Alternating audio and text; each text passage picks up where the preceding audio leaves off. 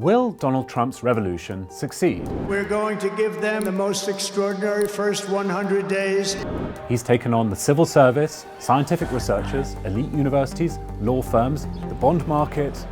But Trump wants to go further. His goal is to remake the United States. Trump has wielded the imperial powers of the presidency to do more or less what he likes. Trump has issued 142 executive orders. That's compared with 33 in the same period in his first term. He's targeted law firms he dislikes, removing their security clearances, suspending their access to federal buildings, getting them to do pro bono work for causes he favors.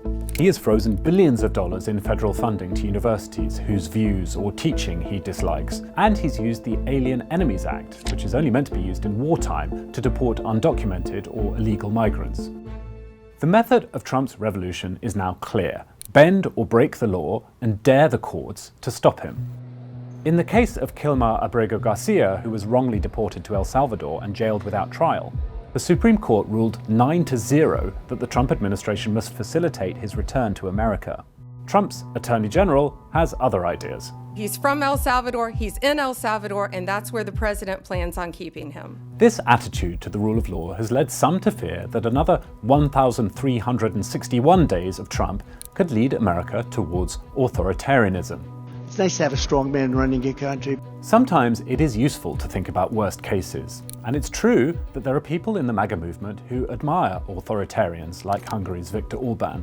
But America is not about to turn into Hungary. Distress in financial markets has caused Trump to back down twice in the past month. First, over imposing reciprocal tariffs, and again over his desire to fire Jerome Powell, the chairman of the Federal Reserve. Extremism can be extremely unpopular, especially when it affects the economy. Trump's approval rating dropped sharply after his Liberation Day tariffs. It's continued to fall and is now at -13.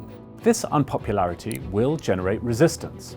The Trump revolution will be tested at the ballot box in next year's midterms. Betting markets currently give Democrats more than an 80% chance of winning back the House. If voters continue to lose patience with Trump, other forms of resistance could grow. The courts would find it much easier to oppose an unpopular president.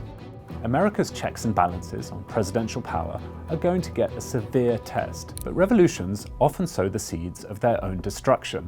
And if Trump continues with his radical agenda, it is within the power of courts, markets, and most of all voters, to slow him down.